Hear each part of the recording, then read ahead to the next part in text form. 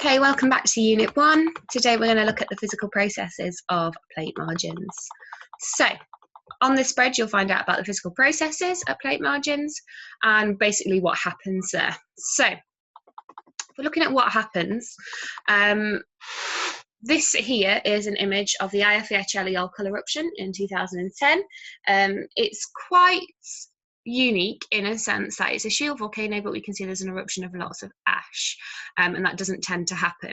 So the Eyjafjallajökull eruption occurred in 2010. I actually got the opportunity to walk up the side of it while it was still erupting, just as it was starting to die down a bit.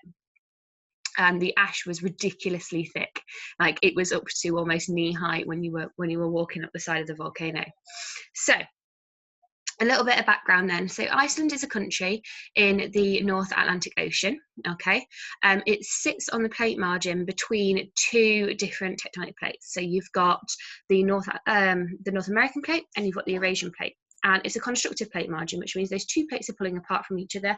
So what you've got is that magma rising from the mantle, and it's creating new land, which is what these volcanoes are essentially, these shield volcanoes. So magma rises, it builds up over time, creates these sort of sloping volcanoes, and they sometimes erupt, okay? This one being the most recent sort of high profile one to date in 2010. If you want a bit of background about this, I suggest watching Zac Efron's Down to Earth on Netflix. Episode 1 is all about Iceland and sort of plate tectonics, and you get a bit of background about this. So, like I said before, the Eyjafjallajökull eruption was as a result of two plates pulling apart from each other. So the convection currents in the mantle that were causing those plates to pull apart from each other were going in opposite directions like this. So as the hot magma reached the surface, it pulled the crust away from each other, opening the crust up and creating new land in the middle. And when this happens underneath the sea, we call it seafloor spreading. So, constructive plate margins or transform plate margins are when the two plates are moving apart from each other.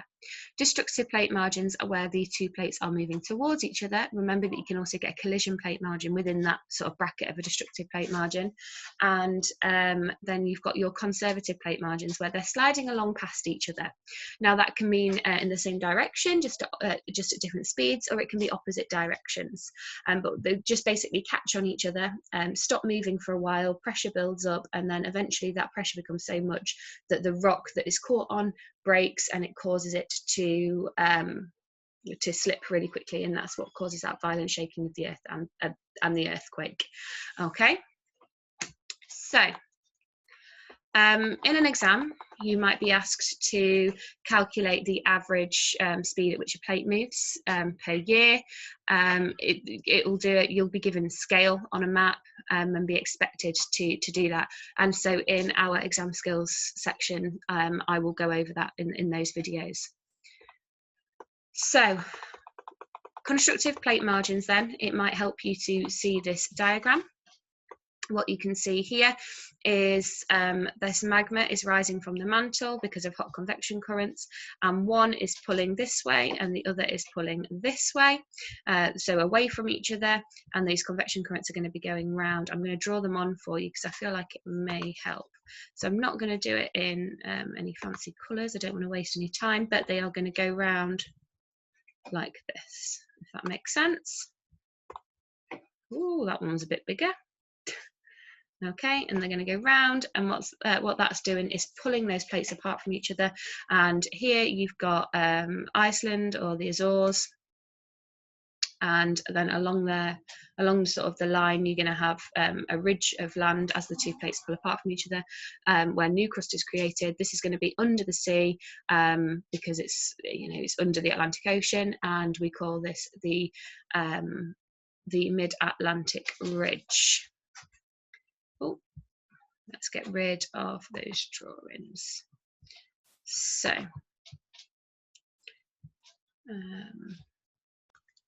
So as you can see here, constructive plate margin, like I said, the two plates pulling apart from each other, creating the mid-Atlantic ridge underneath the ocean floor and on the land. So in Iceland, it creates those volcanoes, those shield volcanoes that we saw an example of just then, the Eyjafjallajökull volcano. Other volcanoes that you might have heard of in Iceland, Hekla is really overdue an eruption, so we should see one pretty soon. Okay.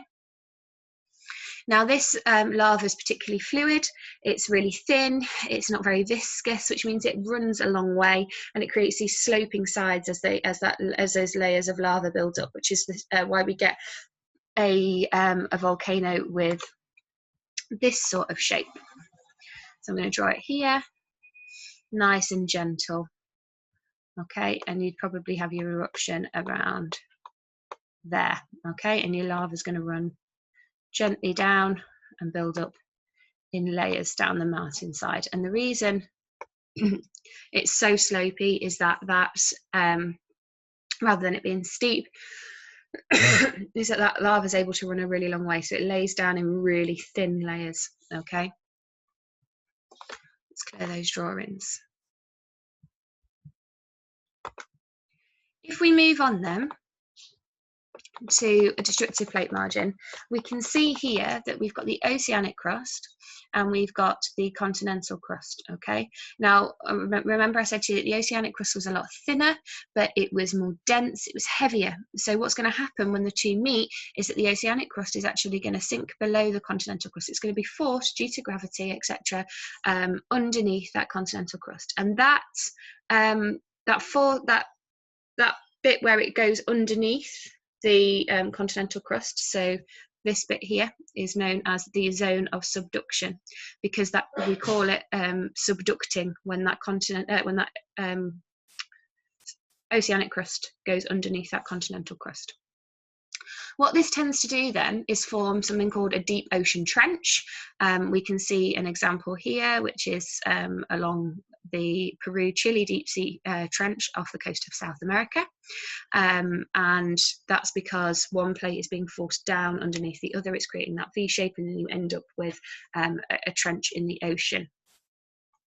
This is because obviously we've got plates pushing towards each other. They're of different densities. If they were the same densities, you would get fold mountains occur, okay, as the plates would buckle upwards instead. Now, the reason we get volcanoes occurring at this this type of plate boundary is because this plate here gets forced underneath the continental plate.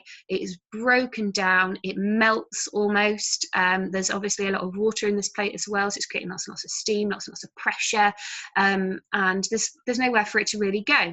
And so what happens is this magma is forced to rise through cracks in the continental crust, and it creates volcanoes at the surface. Okay. Now, these volcanoes are often more violent, more vigorous, composite cone volcanoes. You end up with lots and lots of ash being erupted. The types of lava that are erupted from them are very viscous, so thick. The lava doesn't run a really long way, so it builds up really quickly, those layers of ash and layers of lava, to make really tall, steep volcanoes. Okay. And the friction between the two plates as they move towards each other and one underneath the other can often cause earthquakes to form, and obviously they're under the sea as well, so you can have tsunamis when that happens if the epicenter is under the sea. So we've spoken about this earlier, but in the previous lesson, but where two continental plates meet, there is no subduction. Instead, the two plates just collide and the crust becomes crumpled and uplifted. So places like the Himalayas, for example, are a really good example of a fold mountain range. There's obviously no magma at this collision because there's no sort of there's no melting of the one plate under the other, causing pressure to build up. And then this one here, you've got your conservative plate margin, conservative plate margin or conservative plate boundary. So what you would have is two convection currents, and this instance going in the same direction. So this is the San Andreas Fault. It's a really, really famous example of a conservative plate margin. Long overdue an earthquake here. So this is going to have massive impacts. If we're thinking back to the previous session, we talked about urbanization and the impact that has on natural hazard risk. Well, Los Angeles is a megacity, and so if this was to happen here, it would be devastating. Even though it's a HIC, lots and lots of people would be sort of in harm's way should this earthquake happen. Now, obviously, building regulations and everything are a lot better than they are in the a lot better in the United States than they are in other parts of the world, and so I wouldn't expect to see the amount of devastation that we would see if the same sort of earthquake of the same magnitude happened in somewhere like Haiti, for example. Now, in this instance, we've got the Pacific plate and the North American plate, and the Pacific plate is moving a lot quicker, which is why they sometimes catch. They're not moving at the same speed, so that Pacific plate is trying to move past the North American plate along the San Andreas Fault, and what happens is it gets stuck, and then the pressure builds up, and then suddenly that stress is released, and it can cause earthquakes. Okay, obviously we've got no magma here because there's no place for this magma to rise. It's not a constructive or a destructive plate margin, and so the only hazards here are either tsunamis or earthquakes. Now, obviously, this area here along this part of the San Andreas Fault isn't going to be sort of tsunami risk or high tsunami risk, and it's not really high tsunami risk along the whole thing, but obviously there are some parts of the San Andreas Fault that fall under the sea, and so there would be maybe some sort of localized flooding. Okay, so there's our different plate margins. You can take some time if you like to have a go at answering these questions. I'm going to pause the video, that's fine, and we will move on. But don't forget that I am doing a series of videos as well on exam technique from the perspective of an examiner, what we look for in the exam scripts, how we mark, and how to get the sort of the higher 8s and 9s, what we look for beyond what is sort of specified within the mark scheme, the types of flair that we need in your answer to give you those top marks. Okay, so the effects of earthquakes then, let's have a look. So we're going to find out about the effects of two different earthquakes in contrasting countries. When we talk about contrasting countries, we tend to talk about contrasting areas of wealth, or contrasting sort of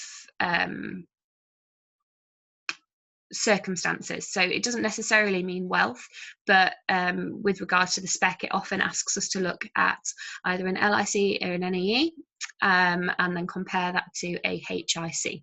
So today we're going to look at Chile and Nepal. Now, Nepal is an extremely low income country, so we're going to expect to see sort of worse impacts within that country.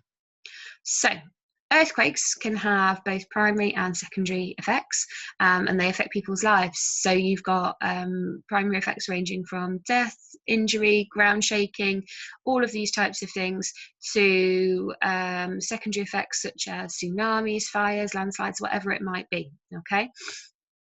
So just a little bit of background then. We're going to look at the primary and secondary effects of both of these earthquakes. We're going to look at responses, things like that, and have a bit of case study knowledge.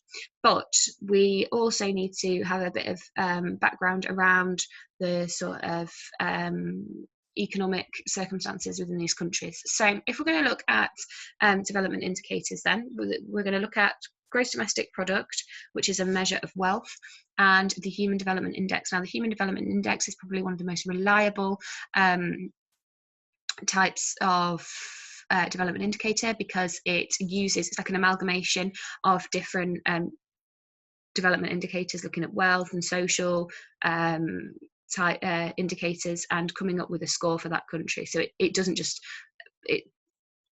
it doesn't just rely on one development indicator such as gross domestic product, where you might have a handful of really, really rich people and just some small people, but some poor people, lots of poor people, and that averages it out and sort of skews the data slightly. So Human Development Index is a lot more reliable. So what we're going to do, we're going to look at these. If we look at Chile, for example, we can see that out of 193 countries, it comes 38th for wealth. So it's not a particularly poor country whatsoever. It's not the richest of countries either, by any means. And it's not,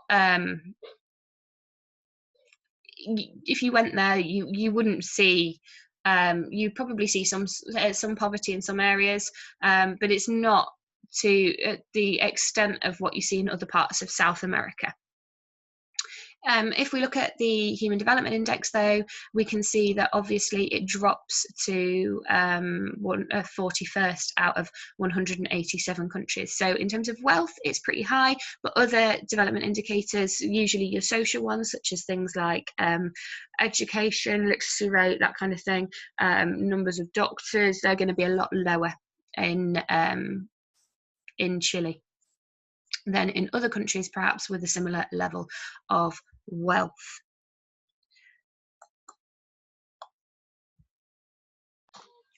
So we're just going to contrast this to Nepal. Okay, you can see that actually it's a lot lower in terms of its wealth. Out of 193 countries, it falls at 109th place.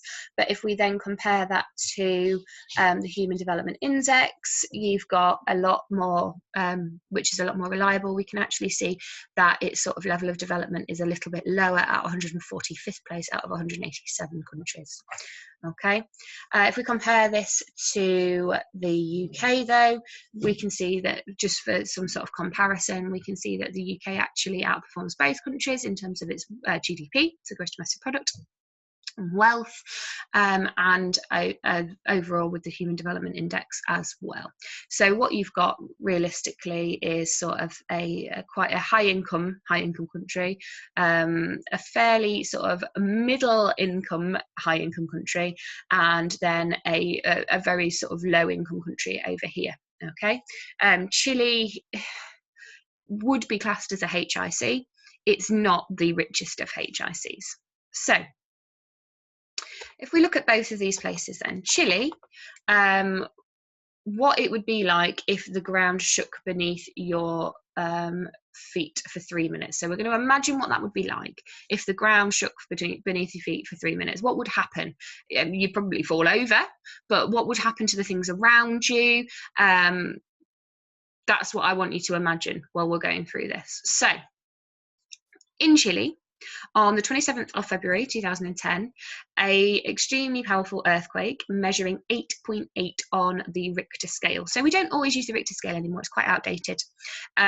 We tend to use something called the moment magnitude scale. It's a little bit more reliable, measures things in a logarithmic way, the same way the Richter scale did, but it takes into account geology of the area. So the actual, so it's more about the actual force that you feel on the Earth's surface, because some types of rock are basically conduct the S&P rays from your earthquakes much more or much better, making them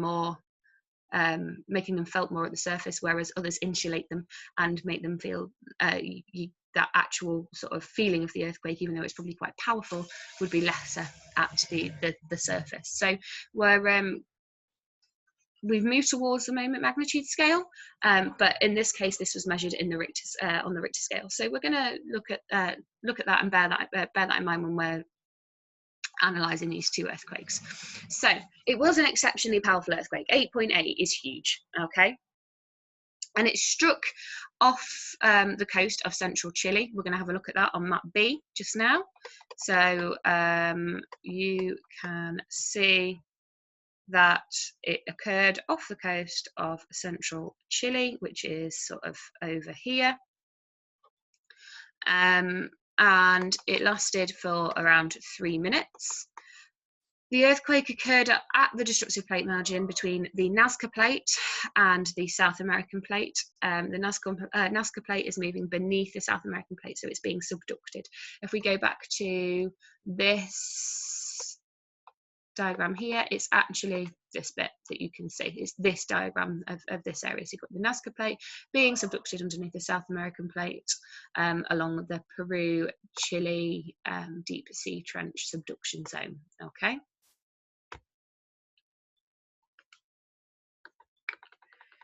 So it was also followed by several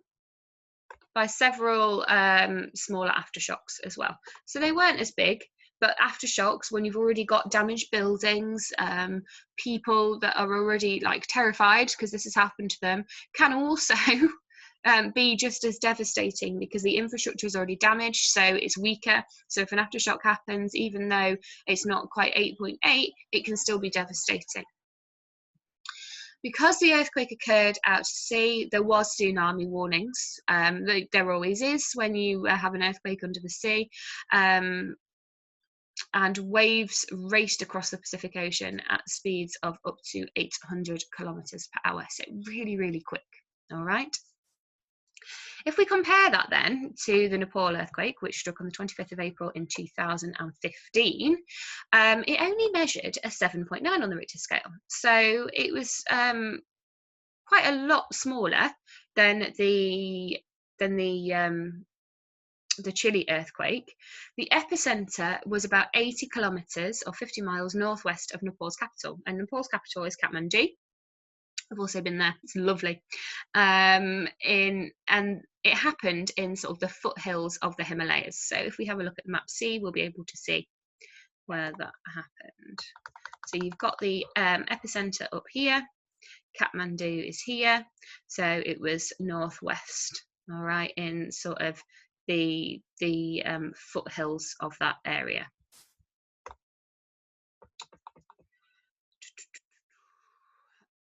This margin is a destructive plate margin. Remember, it's the Indo-Australian plate pushing into the Eurasian plate. Here, they're both continental plates, so think about what type of plate margin that is. So it's a destructive plate margin, but specifically a collision plate margin where you get the buckling of the land and those fold mountains forming.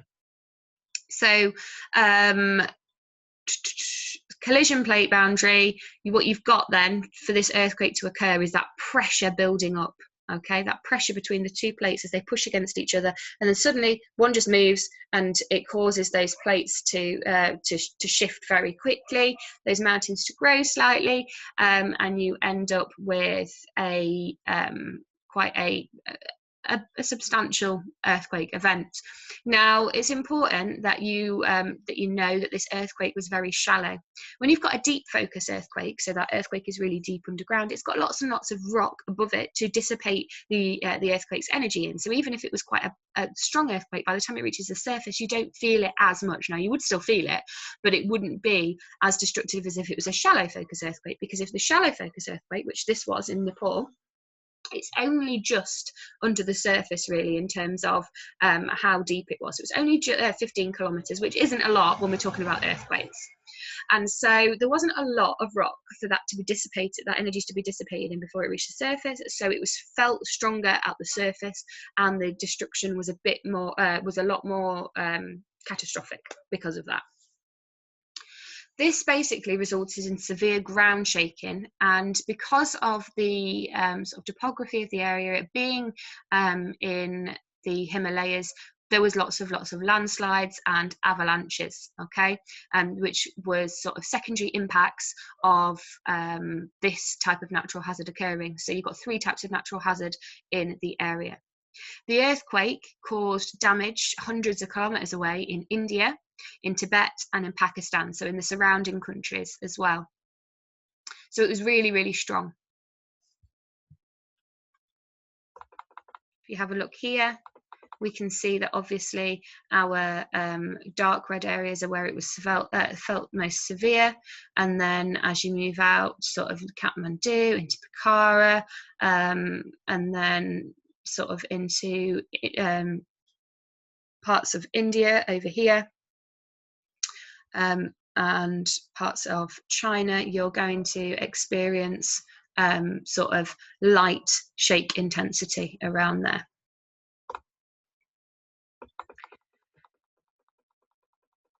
So let's have a look then at the Chile earthquake and its primary effects.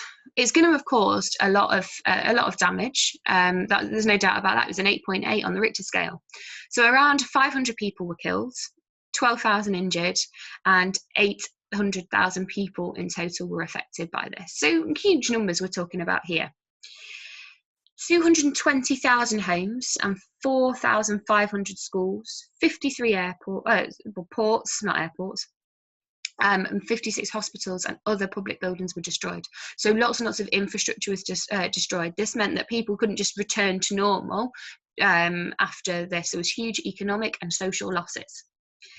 I'm not even going to attempt to say that, but this port, we'll call it Port of Tea, and Santiago Airport were badly damaged. So that's going to have impacts not just for Chile, but for who Chile trades with, who Chile has global connections with. Okay, people coming into Chile, people leaving Chile, goods leaving Chile, goods coming into Chile, all of those types of things.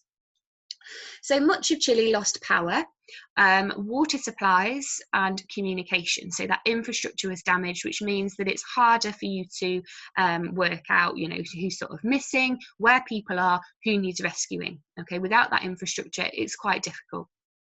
And it cost an estimated $30 billion US.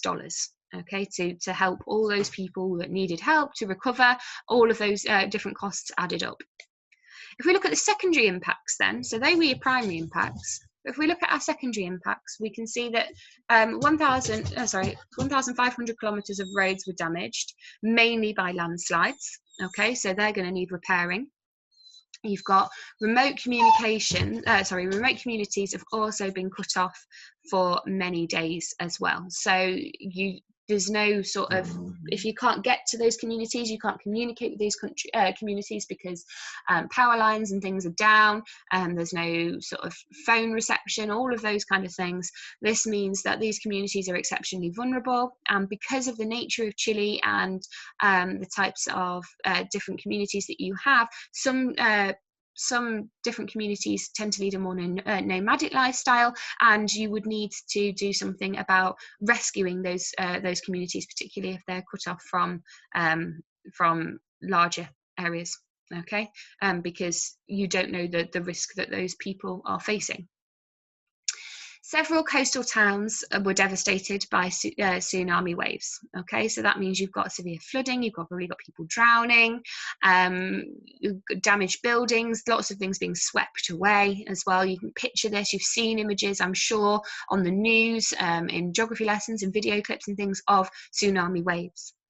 Several Pacific countries were struck by the tsunami, but warnings prevented a loss of life. So several countries within that, around that Pacific plate, will have been impacted by the tsunami that occurred, or that occurred as a result of the earthquake, because it doesn't just, you know, head towards one country. When an earthquake happens under the sea, it ripples out in a sort of 360 degrees around the epicenter of that earthquake. So these waves are traveling out all over.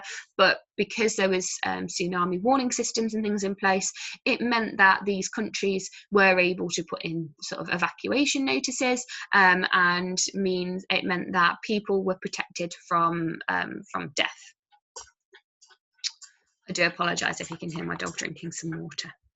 So we're going to compare this to the Nepal earthquake. This is an extremely sad image for me, just having been there. It's quite moving. So 9,000 people died and 20,000 people injured. Over 8 million people, so that's a third of Nepal's population, were affected. So we're going to compare these numbers. In Chile, it was 500 people were killed, okay, and 12,000 people injured. So we can see here that we've got 850,000 people, not 800, 8,500 people, sorry, more that were killed in the Nepal earthquake compared to the Chile earthquake, even though one had the Chile earthquake was more powerful. you've got 12,000 compared to 20,000 people in Nepal being injured, so that's 8,000 people more.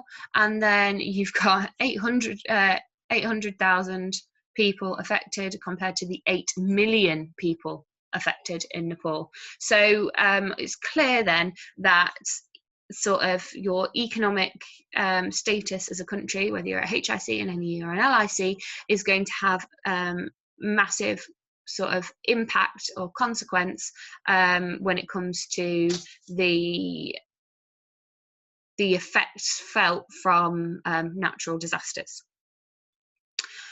3 million people then in Nepal, they were left homeless when their homes were destroyed. Now, obviously, we haven't got building codes in Nepal and things like that, so buildings, a lot of them will have just concertinaed down, flattened like pancakes, trapped lots and lots of people, caused lots and lots of devastation, and people would have been left without their homes as well. So it meant that people were sort of left to sort of live in makeshift camps in wide open spaces, and be sort of reliant on emergency aid workers. Electricity and water supplies, sanitation and communications were also affected. So if we're thinking about electricity, you're going to have things like people not being able to refrigerate, medicines, all sorts of things like that. Your communication systems, so your telephone, your internet, all of that's going to be down. So coordinating sort of rescue efforts is going to be quite difficult. Sanitation is a massive one. So people not having access to appropriate places to use the toilet. Raw sewage will have been in the streets, contaminating water supplies. So it meant that people would have been contracting waterborne disease such as diarrhea, dysentery, cholera, and it's going to have huge secondary impacts and push that death toll even higher as a result of the earthquake. Okay, because people in these areas will die from these things because they won't have the access to the hospital care that they need. These are easily treatable in countries like the UK, but in countries like Nepal, particularly after an earthquake, when your hospitals will have been damaged and things, and they'll be inundated with sort of injuries from this earthquake, it's going to be difficult to receive the medical care that you need, and so this is going to push the death toll higher. 1.4 million people needed food, water and shelter in the days and weeks after the earthquake. So that's a huge amount of people to coordinate this sort of rescue and what do you call it? Rescue and we'll just call it rescue effort. So rescue effort 2. So basically, logistically, it was a bit of a nightmare. You've got 7,000 schools were destroyed. We're going to compare that to Chile. Chile had 4,500 schools destroyed. Clearly, the Nepal earthquake had differing sort of circumstances. Nepal being a really densely populated area, you're going to have more people, more buildings, more infrastructure to damage in the first place. Also, it was a shallow focus earthquake, which meant that the effects of it were felt more on the Earth's surface. But it goes to show you, and keep this in the back of your mind, that LICs are affected more by these natural disasters. The international airport became congested as aid arrived, so coordinating sort of that aid response and getting those aid workers into the country, such as the Red Cross, it was all backed up at the airport. I've been to that airport. It is very basic. And so getting those people through, with all the the kit that they need to rescue people and to provide sort of meet basic human need and stuff like that, it slowed the process down of people being able to get the aid that they needed. 50% of shops were destroyed, and this affected food supplies and people's livelihoods because people had nowhere to go and buy their food, and so it meant that they were sort of at risk of things like malnutrition. And obviously, when you're trying to overcome this disaster and you're is possibly sleeping, you're possibly sleeping rough because you've lost your home and all of this. You need all the nutrition that you can get. And it cost an estimated £5 billion to repair everything, all the damage, bring it back to previous glory. However, I went to Nepal in 2009. Photographs of what it was like at the time. My mum went in 2017 or 2018, I believe. 2017, and this was 2 years on from the earthquake, and the repairs were going slowly. She's got photographs of the same sort of monuments, the same areas that that I went to, and you know, they're unrecognisable when you compare the two. So the sort of cleanup effort in somewhere like Nepal would take a lot longer to be sort of implemented. Whereas if you compare that to somewhere like if an earthquake happened in Osaka or Kobe in Japan, then you're going to have that sort of cleared up overnight pretty much. It's very, very efficient. And there's lots and lots of reasons for this. One of them can be corruption of government, so government siphoning off money or whatever it might be. Another one might just be that, you know, your emergency services, there isn't the money there to train people to know what to do in these instances, and they haven't got the equipment to do it quickly, if that makes sense. Secondary effects then of the Nepal earthquake. So ground shaking triggered landslides, avalanches, blocking roads and hampering relief efforts. So yeah, basically your roads and stuff were destroyed, some of them. Others were just completely sort of covered with landslides, avalanche, whatever that might be. And this meant that that road network and infrastructure, which is already poor in Nepal, was even worse. And so people will have been sort of cut off for longer than they perhaps would have been had these impacts not have been so severe. Avalanches on Mount Everest then killed at least 19 people. So there was people, obviously you've got to remember that Nepal is a massive tourist destination. Lots and lots of people go to the Himalayas to do trails like the Langtang trail, you've got the Annapurna trail, you've got the Poon Hill trail, you've got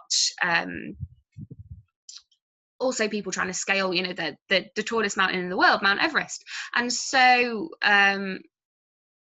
there's lots and lots of people who are already at greater risk of these things before an earthquake happens, so things like landslides, avalanches, whatever that might be, and then suddenly an earthquake happens and it almost makes their death inevitable because it was basically the greatest loss of life on that mountain in one single incident. So it was quite severe.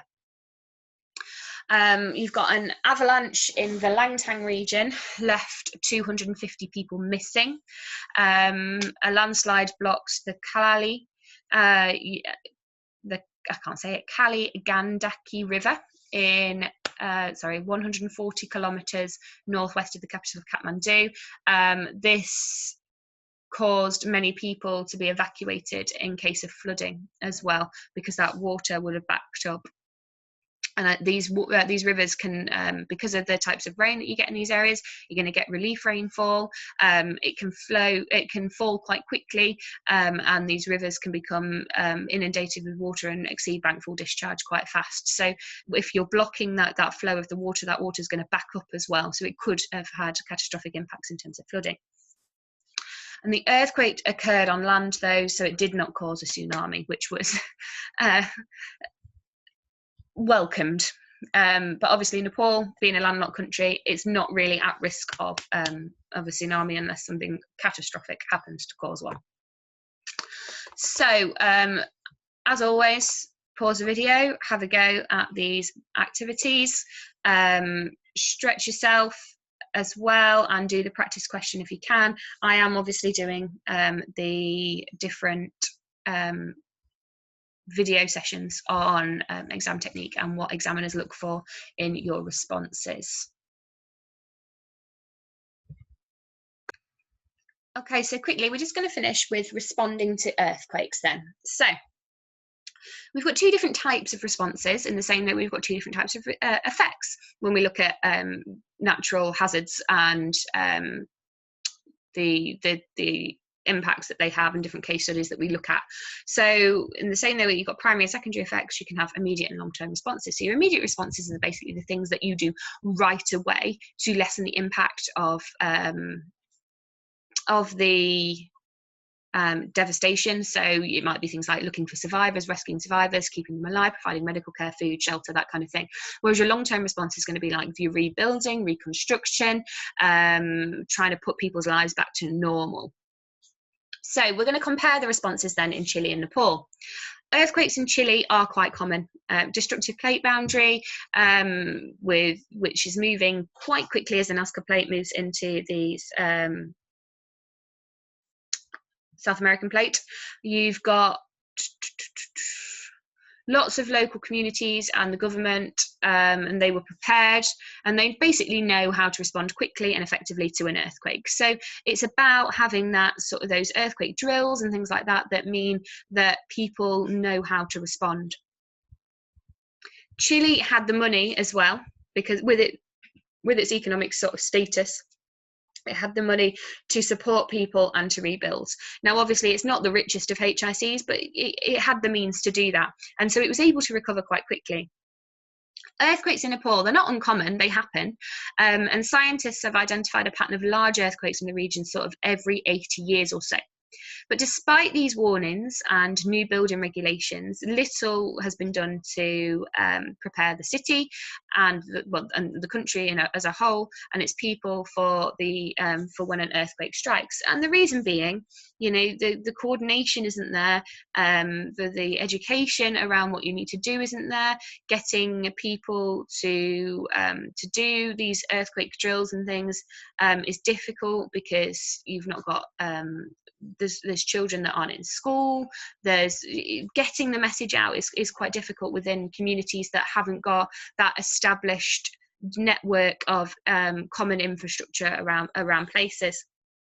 Also, as well, they're constantly recovering from things like from an earthquake, for example, or from flooding due to monsoon rains, and so it means that money is often spent on recovery rather than preparation for the next thing. So it's almost as if it's impossible for them to future-proof. Also, as well, there isn't the money to do the training that people need in order to know how to respond to these effects, and to regulate sort of building codes and stuff like that. So it means that a lot of people are consequently left vulnerable. So if we look at Chile then, it's got immediate and both long-term responses. So immediate responses, obviously, emergency services, they acted really swiftly, so quick. There was lots of international help. International help supplied field hospitals, satellite phones, floating bridges to help rescue people. There was also temporary repairs made to the important Route 5 north-south highway within 24 hours. So keeping that or getting that highway up and running was fundamental to being able to get things, get sort of supplies and stuff to affected communities. And this meant that because it was up and running within 24 hours, the loss of life in these areas was lessened because people were able to be rescued a lot quicker. Now, obviously, some people will have died, etc., and that's really, really sad, but it would have been much, much worse had they not been able to get that road back up and running. Power and water was also restored to 90% of homes within 10 days. So this meant that people were able to refrigerate the food, the medicines, all those kinds of things. People had access to clean, safe drinking water. So your waterborne diseases would have been reducing your secondary deaths as well. And you've got a national appeal that raised $60 million US dollars, which was enough to build 30,000 small emergency shelters that we can see in this image here. And that meant that people weren't left homeless, exposed to the elements. They had a shelter over their heads. They had somewhere that they could base themselves from and feel safe, which is a large part of recovery. Long-term responses then to the Chile earthquake. A month after the earthquake, Chile's government launched a housing reconstruction plan, and this was to help nearly 200,000 households affected by the earthquake, so rebuilding those houses to a high standard. Chile's strong economy, based on copper exports then, so they've got this raw material, copper, they're able to sell it for profit, and it generates money for their economy. They were able to rebuild without the need for a lot of foreign aid. Okay, and the president of Chile announced it could take 4 years for Chile to recover fully from the damage to buildings and ports. Okay, but 4 years compared to what it's taken in other countries isn't really a lot, considering they've been able to get people to a place of normality and functionality very, very quickly within this country. It's just to get it to where it was before, with the functionality of the airports and things like that.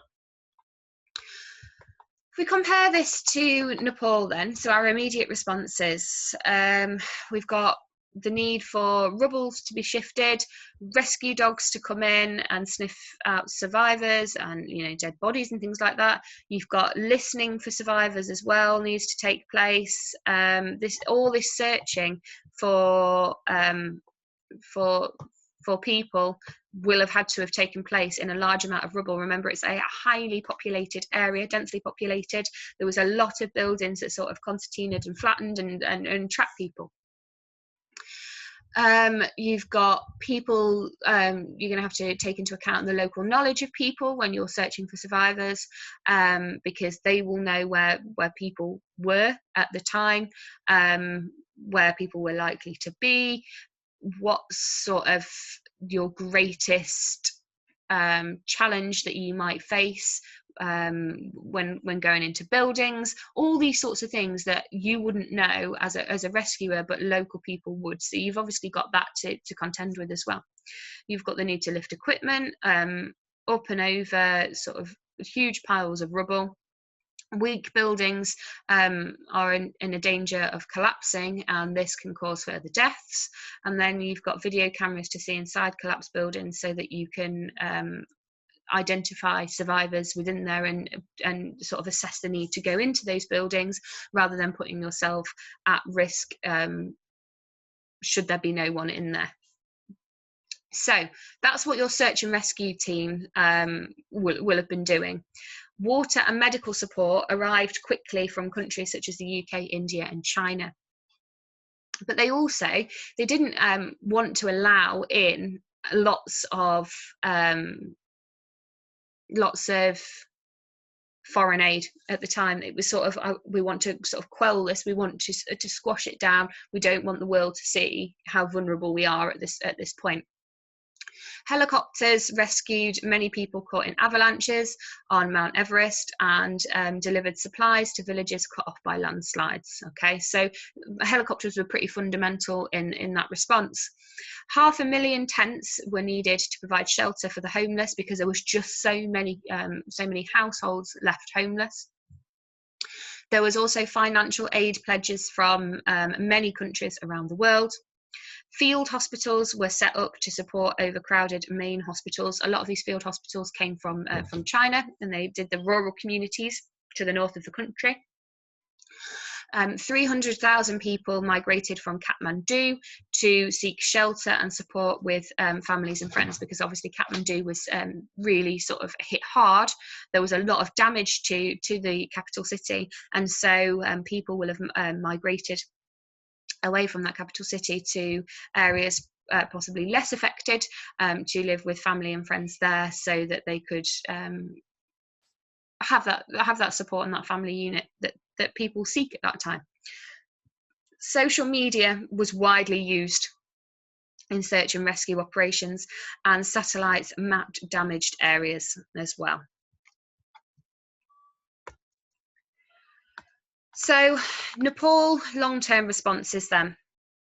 basically, it's your typical long-term responses. So your roads were repaired, landslides cleared, lakes formed by landslides damming river valleys needed to be emptied, and and that helped to avoid flooding in the future. You've got thousands of homeless people to be rehoused, and damaged homes to be repaired. But obviously there aren't any building codes within the country, so the quality of housing that you may receive may not be enough to withstand another earthquake. And if it does withstand another earthquake, is it going to withstand the next one because of damage from the previous one, kind of thing? So it's sort of, you know, a catch-22. They haven't got the money to invest in this new safe housing that everybody needs, and so it's just going to happen again and again and again with each earthquake. Over 7,000 schools needed to be rebuilt or repaired, which was particularly sad because it meant that children will have lost out on their education. There was stricter controls on building codes, but they're still not what they need to be for an area as vulnerable as this. In June 2015, Nepal hosted an international conference to discuss reconstruction and seek technical and financial support from other countries. Your tourism, which was an incredibly sort of major source of income for that country, needed to be boosted because people weren't going because of the damage. So by July 2015, some heritage sites had reopened and tourists were starting to return. But between April and July, which is quite a significant time within the sort of tourist calendar for Nepal, because people tend to come before the monsoon season, you that's when you would have had a lot of tourist revenue coming in. Repairs to Everest Base Camp that you can see in photo D here, and trekking routes. By August 2015, new routes had been established and the mountain was reopened to climbers. So between April and August it was closed. In late 2015, a blockade at the Indian border badly affected supplies of fuels, medicine and construction materials. So that Indian border would have been between India and Pakistan. There's a lot of political tensions between those two countries. They once were one country. It's the Hindu and Muslim communities of those two countries. There was a lot of conflict. Gandhi was caught up in this, and eventually it became India, and then Pakistan. And there's always been a lot of tension between the two countries, and this has meant that you've got a blockade basically preventing supplies going into to these countries. So thinking about that sort of geography of that area between India, Pakistan, Nepal, meant that you've got fuels not being able to get into the fuel not being able to get into the country, medicine not being able to get into the country, construction materials not being into the country. So all these supplies that are going to hinder the redevelopment of the area. So as always, have a look at the stretch and challenge activities, do the practice questions, and I will see you in next session.